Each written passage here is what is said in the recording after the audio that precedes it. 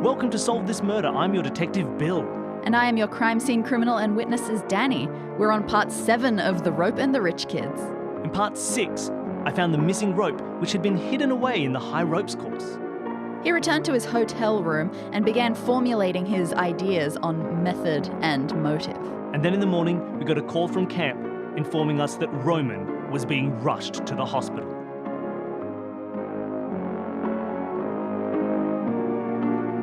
Alright, so you pack yourself up, you hurry back to the camp. You said that you were staying only 20 minutes away. I swear that wasn't. I swear it took you hours in episode 1 to get there. I hadn't stayed yet. It took me hours to get there, then I got a hotel room minutes away. Alright, well, by the time you get back there, there's a lot of traffic on the road, so it takes you like 2 hours. Oh no! Yeah, it sucks, really. But basically, by the time you get to the camp, you notice that while Harriet is there, you don't see any sign of the kids. Okay, I don't see any kids. And she comes up and she goes, yep, look, the parents have all arrived this morning. They have taken their children back. Obviously, if you need to, we can give you their contact details, anything like that. But for now, Trenton obviously went to the hospital with Roman. He was on breakfast duty. He saw the whole thing happen. It's just me and Maggie here for now. Hey audience, Trenton was on breakfast duty when this kid got poisoned by breakfast? Interesting. Do you know what happened? How did this happen? Surely you knew about Roman's dietary requirements. Of course, absolutely. And, after the first day, he didn't fill out an allergy form. So yes, after the little scare, shall we say, on day 1, of course, I was perfectly aware, and we stock an EpiPen in the kitchen. We have ever since then. I made sure of it. I care for my students. Was it used on Roman? From what I understand, it was misplaced. Misplaced? I ensured personally that it was put in there, and if it was not in there at the time that it was needed, then that is clearly putting somebody else at fault. Oh, my God, Harriet. Yeah, sure. Hey, quick medical question. What happens if you use an EpiPen on someone who is not currently in anaphylactic shock? Not a crazy amount. The heart just goes real fast? Yeah. Doesn't put them into a coma where you can then asphyxiate them? Not so. Dang. That's interesting. EpiPen possibly missing. I believe they just very hurriedly shoved some antihistamines or whatever down his throat and then rushed him off and hoped that would be enough. All right. So, if this was an attempted murder, it could have happened at breakfast very easily, and someone could have deliberately taken the EpiPen.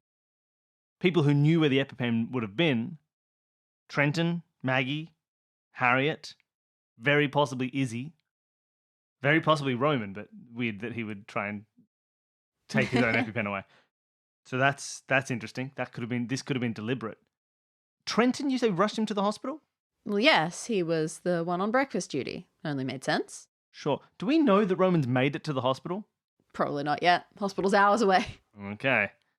What were they serving for breakfast? Cereal. Crunchy nut cornflakes? No.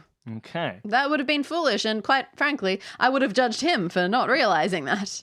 Oh man, how did the nuts get in there? Maybe you can look at the cereal yourself. We haven't cleared anything up. Yeah, I might go have a look at what happened. All right. So you take a look at the cereal bowls. You find the one that is by far the least emptied out. You sort of assume that might be his. Some of it is a little bit spilled over, as if something had definitely gone wrong. You take a look at it. Definitely doesn't look like the sort of cereal that would have nuts in it. What about underneath the top layer of cereal? You don't actually even have to go that far. There is something weird about the milk. Nut milk? It almost looks as though there's a tiny greasy layer on top of it. Oh, peanut oil. You go to look at some of the other bowls, and even though they're the ones that are finished, you do see a similar slightly greasy sheen on the bowls. Oh, that's interesting. Can I check out where the milk came from? Can I go to the milk fridge? Sure. You head into the kitchen. You take a poke around. You try to find milk. You find an empty bottle in the bin. Same sort of thing going on there. Oh, so someone's put peanutness into the milk. If you keep doing a bit of a search around, you can find a bottle of peanut oil. It's about a quarter full. Oh, dang. Someone... Okay, so this was clearly a deliberate poisoning. Okay, peanut oil in the milk.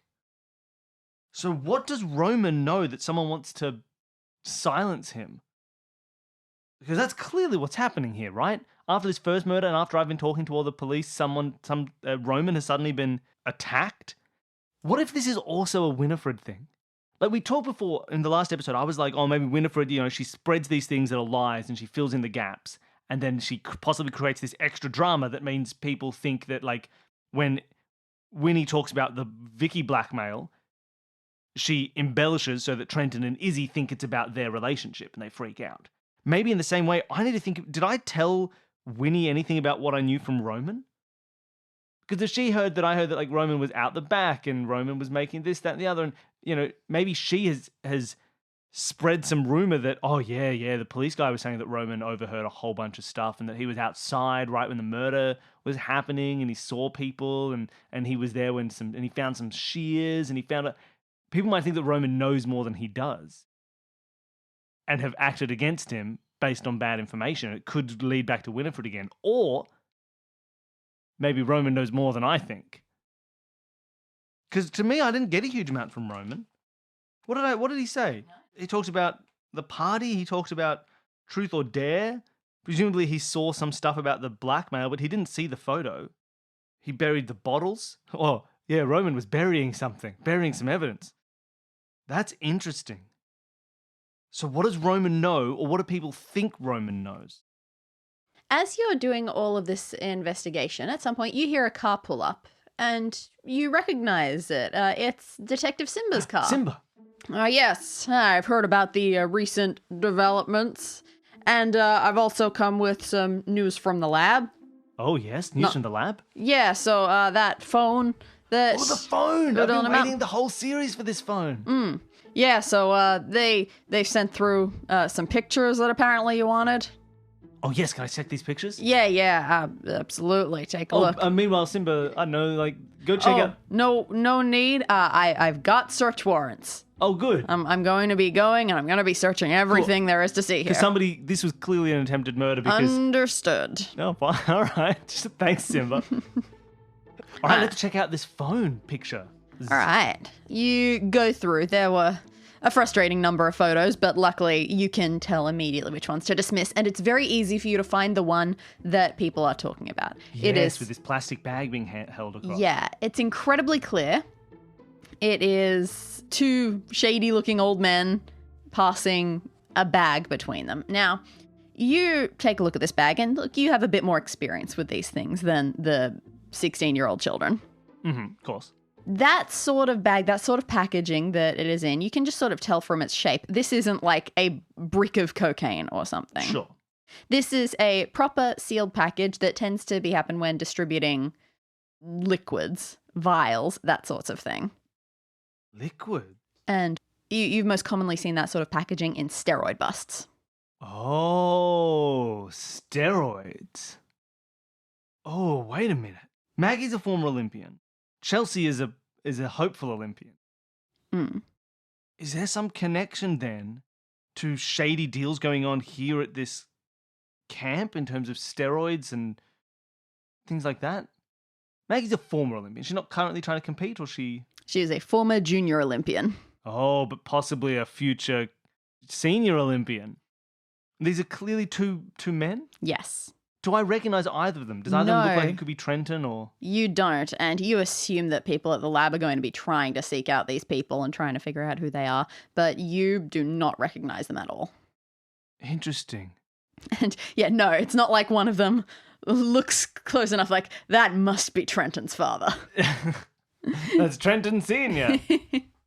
You do not spot that. Newark. Okay, so this adds another element to it, where I still like this aspect of Winifred having embellished these things, so they don't necessarily have to relate specifically, but maybe in her description of what this is, someone like Maggie may have said, oh, what? Vicky has photos of secret steroid deals going on? I'm doing secret steroid deals. Or Trenton is. Okay, so it looks to me like this link is Winifred. You said I got contact details for all of them, right? Yep. Maybe I should contact Winifred. Beep boop boop boop beep beep beep boop boop boop boop boop boop beep beep beep boop boop. Brr, brr, brr, brr. What year is this? Brr, brr. All right, she picks up, and it clearly sounds like she's still in a moving car. Hi? Hi, Winnie. It's me, your boy, Bill Billingham. Whoa, this got close real fast. Okay, yes, sorry. Duty calls. Yes, how can I help? That's right. Is this about the tragedy of this morning? Well, partly. Do you know if anyone would have wanted to hurt Roman? Oh, goodness, it's all too real, but I can only assume that it has something to do with the secret that he was grappling with. The secret? What secret was Roman grappling with? Oh, it was just last night, just after dinner. He seemed so unsure of himself, much in the same way that Vicky seemed unsure of herself. Yeah, sure. Okay, thanks, Winnie. He told me personally that he was grappling with something because he wasn't sure if it was relevant or not, but he had witnessed something. He thought that he had heard rumor of something that had gone down between a younger woman and an older man. Some sort of clandestine meeting. Sure. Okay. He said he wasn't sure whether he should call you about it or whether it was totally irrelevant. All right, now, and did you tell anybody else about this possible secret that Roman had? Oh, Did you let it slip at all? I would do no such thing, Winnie? except to my friends and others. My friends and camp counselors is the only people I would share these secrets with. I may have been a bit more vocal than I should have when I told him about the value of airing things out and making sure that everyone gets to know everything. It's possible that others might have heard. Okay. All right, well, here we go. Bloody hell. Okay, so, already, this links straight back to the Trent and Izzy connection. If the thing that Winifred is revealing about Roman's secrets is that he saw some clandestine activities between her... I'm sorry. This is Harriet who Well, what- just walked in. So, sorry to interrupt. You look like you're very deep in thought. I feel like there's something I should share with you. It's just happened. Roman never made it to the hospital? Oh, Trenton God. has killed him? No, God, absolutely not. Goodness, what do you think of me? Look, no, I just received an email. Okay. And I don't know who it's from. I don't know what it is. It's just it's a picture. Oh, no, what is it a picture of? You follow her to her office. You take a look at the computer. Harriet draws the gun. You have gotten too close, detective. She starts to open it up again. The picture takes a while loading. And as she's doing so, Detective Simba walks in. Oh my Hey, gosh, everybody's having a party. in the middle of something here, are you? Look, I just thought I should let you know, we found something. What did you find, Sambo? We found the EpiPen. Oh, yes, where was it? Well, Wait, let me guess. Oh, why did I set that up? It was in Izzy's bag. well, no. I mean, the students have taken their belongings with It was them. in Trenton's bag. No, I don't. It was in Maggie's bag. Yeah. Oh, okay, good.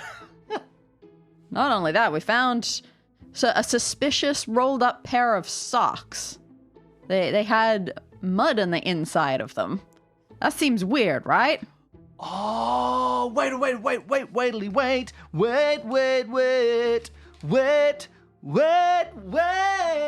As you're doing that, Maggie had no mud on her shoes. She had mud socks. She was sneaking around. as you're doing that, the picture loads. Oh, so much. I love it. The picture loads, and it is a semi-old picture. Looks like it's maybe 10 years old. Oh, wait. The clandestine meeting between a young woman and older man. Does Maggie think this is from her past when she was a young woman with an older man? That's what she's not about the current thing. She thinks this is a story resurfacing from her past. Because my thought there was like it had to link to Trenton and Izzy because they're the only older man and younger woman that exist. No one's an older man than Maggie, but maybe it's from her past. Wild. Let's see what this picture is. It does indeed look like it is from some old, very fancy sports meet. And while they have absolutely no connection Former junior Olympian. in the She photo. was using steroids back then. While they have absolutely no connection whatsoever in the photo, they are extremely far apart. They don't look like they are anywhere near each other. Maggie is definitely in this photo in a young teenaged form, and someone who looks remarkably like one of the people from your steroid photo. Okay, hold on. This is it. This is it. This is how it all comes together. Hold on. Back. Okay, so hold on. This is all because of Winifred. It's all her fault. She's the murderer, but she didn't do any murdering. We know Vicky has it out for Maggie. Maggie and Vicky don't get along. Maggie thinks Vicky is trying to destroy her, right? They already have this setup where Maggie caught them partying. Vicky was then like, oh, I'm going to ruin your career, Maggie, by protesting and doing all that at the high ropes course. Maggie didn't like this. Maggie was ready to resign. She felt like her career in this was already ruined by Vicky. So she would believe that Vicky was out to get her. She knows how vindictive Vicky was.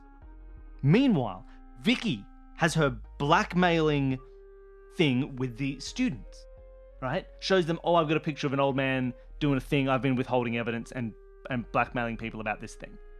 Part of him passing a bag to each other. Winifred started spreading rumors about this because that's what she does. She enjoys the talking about these things and filling in the gaps. Maggie overheard this and realized that this may be a connection to her past. She was an Olympian, but she may have been using steroids the entire time.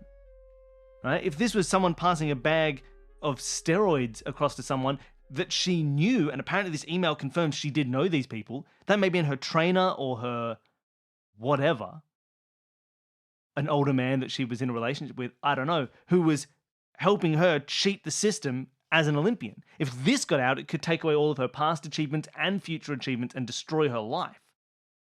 She would not put it past Vicky to use that information. She already has this fractured history with Vicky and she doesn't like her and she knows Vicky doesn't like her. So she freaks out.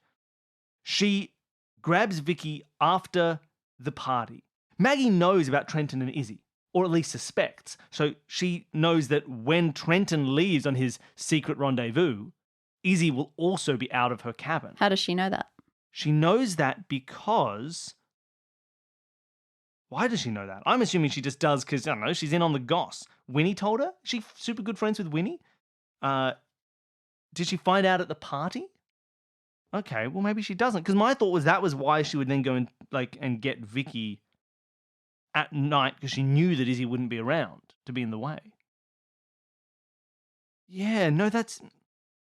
If Maggie wasn't working that evening, she could have gone to try and get Vicky. But how would she have known that Izzy wasn't... Like, Trenton could have known that Izzy wasn't in there, or like, they could have organised that together. Maybe Maggie wouldn't have known that? Because otherwise, if she could do this to Vicky as a way of silencing Vicky, and then she hears later that Roman knows something about some secret between a younger woman and their older male man, like, she might think this is a continuation of, oh, Roman also knows about my past as a young woman who was with an older man and doing all this steroid stuff, and conflated those two stories together, and then conspired, because she has access to the kitchen, and she knows about Roman's allergy. I don't know if she was working breakfast the time that happened, but she very well may have been. Either way, she'd know. And she could then add the peanut oil to the milk to get Roman in trouble. And she took the EpiPen to make sure that it would be something that can't get easily remedied, that he'd have to at least go to hospital for a while, if not die. That it's at least attempted hospitalization, well, achieved hospitalization, if not attempted murder, to protect her secret. But who did she kill Vicky? Were there more people working together? That I don't know. Oh, and then... Well, actually, that's a very reasonable question. We just got an email basically showing that Maggie did this. Who sent the email? Is there any way to... We can't trace the email, obviously. That wouldn't be much of a murder mystery. That'd just be using tech to solve my problems. Who would have sent an email? Who could right now? Not Vicky. True. She's dead. Could it be Winnie? Is she more nefariously involved than I thought? Could it be Chelsea? Could Chelsea be involved with this? Her parents were. Were they Olympians? Yeah. would they have been Olympians around a similar time to Maggie being a junior Olympian? Oh, perhaps, probably not. That seems like they would have gone back a little bit further than that. Yeah. But I will say that dude in the drug deal photos, not young. Chelsea could have been involved, or her parents could have been involved. Maybe this guy was a long-term steroid user. But why would Chelsea want to then expose Maggie? Unless it was a way to frame Maggie when she's not involved. Oh, it's right there. It's on the tip of my face. Like, it's so close to coalescing into a full solution. What am I missing? I'm looking at my red strings and it's not helping.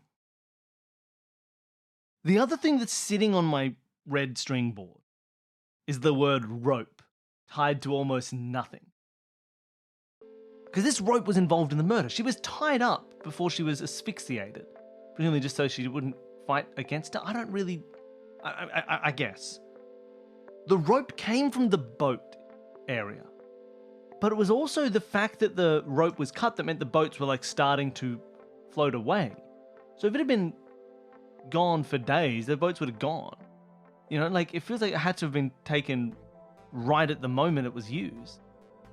Then the rope later on was found again having been hidden in the high ropes course, which means at some point after Vicky died, but before she was discovered, because she wasn't discovered with the rope on her, well, to my knowledge, the rope was taken and put back in the high ropes course. Now, that doesn't really restrict anybody from having done that because everyone's fairly familiar with where the high ropes course is. But was anyone's movement restricted? Like, the kids, I mean, ostensibly they were in bed, but they could have just gotten up and done a murder and then taken the rope away. And what's the only thing that makes us know whether or not that happened, whether kids did get up and go around? Oh, mud shoes? Not just mud shoes. What else? Everyone's got a cabin mate. True, everyone does have a cabin mate. So if any other kid got up and left and went and did a murder, they would either have been noticed by their cabin mate and therefore couldn't have done it, or they're in cahoots with their cabin mate. Which means if it was Roman, it would have had to be Ramon as well. If it was Winnie, it would have had to be Chelsea as well. Izzy, however, could have done all of this. There's also still the thing of how would Izzy not have noticed all this happening? She had to either be not in her cabin or she had to have been involved in it and didn't care about it, and she's lying about not noticing it. If she wasn't in her cabin... We know she wasn't in her cabin. Because she was with Trenton. So again, we get to either Trenton and Izzy are in cahoots about it together, or it was somebody else who left their own cabin to go and do this thing to Vicky. Harriet doesn't have a cabin mate, but Harriet also led me directly to where the rope was hidden. No, there's no way. The only motive Harriet has for murder is to avoid bad press for the camp due to blackmail and revelations of their camp counselors having used steroids or having relationships with children. But none of that is as bad as murder, murder, right? Murder is clearly worse than any of that. So Harriet is off the hook in terms of there's no motive that would make her do this. Maybe a motive to help her cover stuff up, but definitely not to do it. And at this point, the only cover-up is you can't cover up the fact that there was a murder. So Harriet, I can't imagine, did this. Maggie was definitely going around in the mud at some point. She has the mud socks. That to me implies that she was walking out in the mud, or someone stole her socks to put them on the outside of their own shoes and sneak around with mudless shoes. Should you ask Maggie what is going on? She's getting pulled out in handcuffs for, at the very least, trying to kill Roman. Sure. She's going to say she had nothing to do with that and that's not hers. Not her socks? Mm-hmm. In addition, I feel like you went through the counselor's bag way back on day one. And I didn't find... No, it was nothing like that. So is someone deliberately trying to frame Maggie? Put muddy shoes in her bag, send an email of her dealing with one of the people who was on Vicky's phone? Is this all the big Maggie setup? So then it's just who could have done this? Winifred had a moment of waking up in the middle of the night and heard people sneaking around. But presumably she would have therefore been able to hear if like Chelsea was leaving and coming back in. So I don't think that indicates that Chelsea was out of the cabin doing murder. Roman and Ramon don't seem to get along well enough to do a murder together. Okay, so hold on a second. Winifred's spreading all this drama. Chelsea and Winnie are super close. They love each other. They could be in cahoots to do a murder together. Chelsea has an Olympic connection and also spent a lot of time with Maggie and with Trenton, asking lots of questions. But why would they kill Vicky? They could hear when Trenton and Izzy were coming back. They knew possibly that meant Trenton and Izzy were together and Vicky was alone in her cabin. So they knew when there was time to do it. Chelsea had muddy shoes. And when I asked her, she was just like, oh yeah, just like mud. To completely was like, get out of here. Winnie could be keeping an ear out. You made her shoes were only lightly muddy. But, I mean, if you've got socks to travel in, and then you place them in Maggie's to help add more evidence to her, like... We'll also be suggesting, if this only just happened, and the mud was on the inside of socks, they could have been wearing those socks at any point when you investigated. True. I checked their shoes, I didn't check their socks, like a fool. And certainly not the insides of their socks. So the question then, Chelsea, we already know, knows how to get into the kitchen to do whatever she wants, because she broke into the kitchen and the fridge to steal back the alcohol for the party. So she knows where things are in the fridge, she knows if there's oil, she could formulate a plan based on getting rid of Roman. They saw the initial picture. And it's a sports guy giving steroids to other sports people, at least since Maggie was a junior Olympian and possibly before that. He seemed like an older guy, right? Yes, yes. It does make sense that Chelsea could have a photo like that. She's tied up with Olympic stuff. Maybe it's a photo. Maybe she didn't even, like, it could be a photo her parents had on hand. And we always said from the beginning that these sorts of murders may be related to the family conflict. Okay, so does this mean that Chelsea is worried about Vicky revealing something about her family and her parents? Who's to say not her as well? Or her as well. Chelsea wants to be an Olympian. She wants to be sporty. She might be taking steroids. Vicky might reveal something that could throw off her entire future career. Possibly also her parents' legacy. She may have seen this picture and recognized who this person was. We've already seen him distributing steroids to junior Olympians in the past, or being associated with junior Olympians. Maybe there's also an association between him and Chelsea. And if there's still an association between him and Chelsea, maybe when she heard from Winifred about Romans knows something about a woman and an older man, she thought it could have been related to her as well. Not about the Izzy Trenton, but about Chelsea and this mysterious steroid man. So she kills Vicky for having the photo and thinking that she might blackmail them. I mean, for all we know, Winifred as well could be influencing, like, we know Winifred has this whole, like, super specificity and gossipy stuff and filling in the blanks of this information. She could also be doing that to Chelsea. Not deliberately, but, like, fueling Chelsea's fear about what might happen. That's what Winifred loves to do. Yeah, the tricky part is going to be there. Knowing how much did Winnie know? Was she a part of this? Or was she just covering for a really good friend? I don't think Winnie knew much. I don't think Winnie was involved in this murder. I think she was, at the very least, party to it. Maybe she'll confess. Wait, you don't think she knew much, but she was party to it? I think maybe she covered for Chelsea being out. Okay. I don't think she was like, yeah, Chelsea did a murder, blah, blah, blah. I think she was just like, oh, I don't want to get my friend in trouble. Cool. I reckon that's the go. I reckon I call Winifred again. Yeah, hi, sorry, did we forget something? Yeah, Winifred, I want to talk to you privately. I'm assuming no one can overhear. Sorry, click. I'll get out of here. All right, That was Dani miming, putting up the divider between her and her driver. God, rich kids. Oh, please, it's my parents. We just have lots of dividers. We love dividers. We're a very divisive family. Winifred, I know you were very nice Aww. to your friend Chelsea, Aww. but this is important. Uh-huh. I know she left your cabin on the night of the murder. What? You don't have to lie for her, Winifred. She went out. She left. What happened? When was that? Why didn't you tell me? Look, she's really dedicated to her exercise, so sometimes, like midnight or whatever, she goes out for a quick run or something. It's not only innocent, it's commendable. And the fact that something like that might put some suspicion on her, well, that's just heartbreaking. No way, we couldn't have that. Besides, look, I told you, there was some suspicious stuff going on next door.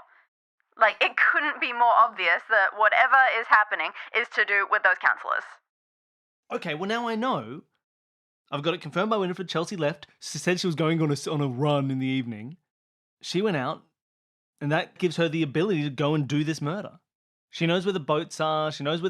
Presumably she knows where the tools are. They weren't exactly hidden. Just a tool shed that wasn't locked. And you've been going on the assumption that all information has been coming through Izzy from Trenton. Who is the other suck-up? True. Chelsea is a huge suck-up to both Maggie and Trenton. And we know she's been in the kitchen, so she can do the Roman murder, because she knows how everything's set up in there. She knows how to get in. She knows where oil is and milk is. Not only that, she very much tried to set up a potential covering of her tracks just in case Winnie didn't follow the plan by saying, oh, no, I mean, she's great, but you can't trust her. True, she threw doubt onto Winnie. Right in front of her face. Right in front of her face. Poor Winnie. All right, I think that's it. Hold on. All right. We need to get someone to arrest Chelsea. I'm going to call Simba. Oh, no, I'm going to walk up to Simba. He's here. He's like 2 feet away. This saves me having to do the phone call effect. Oh, good. Simba. Yeah, you've been deep in thought for quite some time now. You went off to call someone. What's going on? I know who did the murders. Well, the murder and the attempted murder. Oh, fantastic. On the night of the party. Party? Sorry, you're going to have to start from the beginning. There was a party. Mm-hmm. And at this party, they played Truth or Dare, and Vicky showed this photo, of a clear, what I can see... Oh, that's a steroid deal. Steroid deal. Seen a million. 2 of the students who saw this, providing the steroids. And at this point, she was worried that this blackmail would come back to haunt her. She knew Vicky was vindictive. That's what the VI and Vicky stand for. And she was worried that if this truth came out, whether to harm Chelsea herself or just innocuously, Chelsea would be implicated, possibly her parents as well. This man may have been dealing steroids for a long time to Olympic athletes. So she set about on her plan. She needed Vicky silenced. After the party finished, she went back and she set up with Winifred, her friend, that she was going to go out for a run. Not suspicious at all, knowing that in the spirit of friendship, Winifred would keep that quiet from anybody who asked strange questions later. Chelsea was also very close with both the counsellors and Winifred, who knew everything about everybody. So she knew that Trenton and Izzy had been meeting up at night and that Vicky's cabin would be empty, bar one Vicky.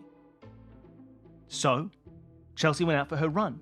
First, she needed something to make sure that this would go smoothly. So she went to the tool shed, grabbed a pair of secateurs, or shears. Unlocked, obviously. Unlocked, we know that the shed isn't locked and it's in clear view. She grabbed the secateurs, went down to the boats, cut free a length of rope that she could use to secure Vicky's hands to make this whole process easier. But of course, that would involve going through mud. It would. Chelsea was worried about that, so took her shoes off. Yeah, that was nice and easy. She cares about her shoes. She does care about her shoes. Took her shoes off, walked through the mud that way, which is why we never found the mud on her shoes. But she is the owner of the socks. If you check for leg hair inside those socks, you'll find that it matches Chelsea's DNA. She obtained this rope, returned to the cabin, used it to tie up Vicky's arms so she couldn't struggle, put her shoes back on so not to traipse mud into the cabin. And at this point, there was no one to see her. She knew the party was over and everyone was back in their own cabins except for Izzy, who was still out with Trenton. She killed Vicky, and then she needed to hide the rope so that it was less obvious that Vicky had been killed. Ideally, hopefully, she may have even been hoping people didn't know it was a murder. I don't know if she knows much about how murders are discovered, but leaving a girl asphyxiated in her bed, maybe people could have thought she died of something without being killed in a struggle. That was your first thought. You first wondered if she'd been poisoned. Yeah. Chelsea then took the rope, went back and hid it, where she'd seen ropes all bundled up before after having done the high ropes course. She's athletic enough to get up there fairly confidently, climbed up, tied the rope back in and hoped that no one would discover it. Little did she know that Trenton would be looking for this rope the next day, and I would end up finding it on the high ropes course. Yeah, she didn't think Harriet would be cutting corners in that particular way. She went back, and she thought everything was fine. However, after that, she heard from resident gossip monger Winifred that Roman was struggling with something he knew, something he thought could have been relevant about a younger woman and an older man. And Chelsea thought perhaps this could implicate her. She, being the younger woman receiving steroids from this older man who was in this picture, who was involved in the whole case, she got nervous. And it could be that Winifred fueled that. Winifred liked filling in extra details. She may have accidentally made Chelsea believe that this tied directly to her issue. But what was Roman talking about? Roman was talking about Noma, Izzy, and Trenton. He had been right in the woods, near them. Yeah, he was being the owl, serenading their illicit relationship. And as that owl, he was wise enough to know that he should tell the police. Chelsea misunderstood and decided Remember you got a phone call last night? Oh, the phone call I got last night was from Roman, thinking he wanted to tell me, but he wasn't sure, so he hung up. Well, you also just missed the call. I missed the call.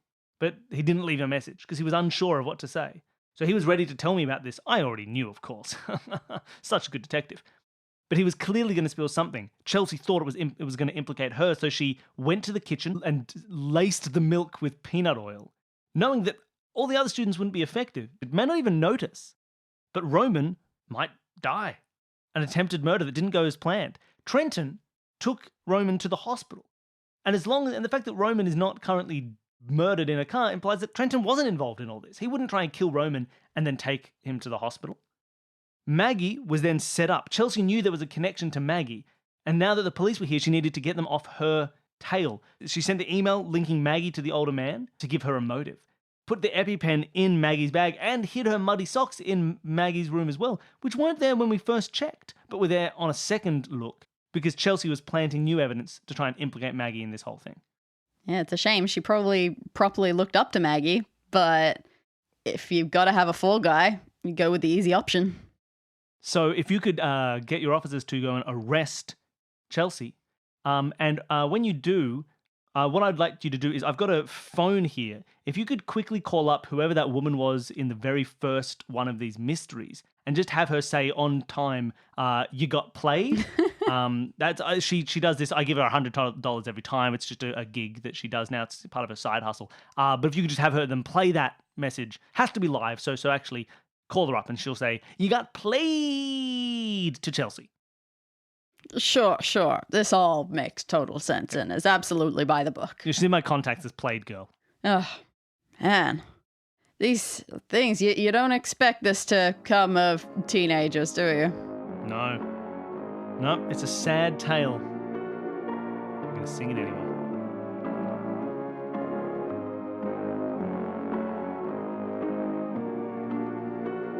Solve This Murder is created by Bill Sunderland and Dani Siller as part of our network, Consume This Media. To find out more about this show and other shows that we do, head to consumethismedia.com. For questions, queries, and theories, you can send us an email at solvethismurderpod@gmail.com. Thank you to Jared, Devon, and Whit from Advanced Sagebrush and Shootouts for creating our theme music, and thank you for listening.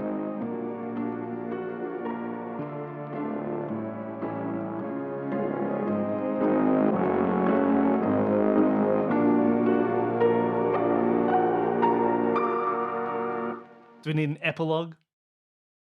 Suddenly, the epilogue is Winnie crying. Okay. No.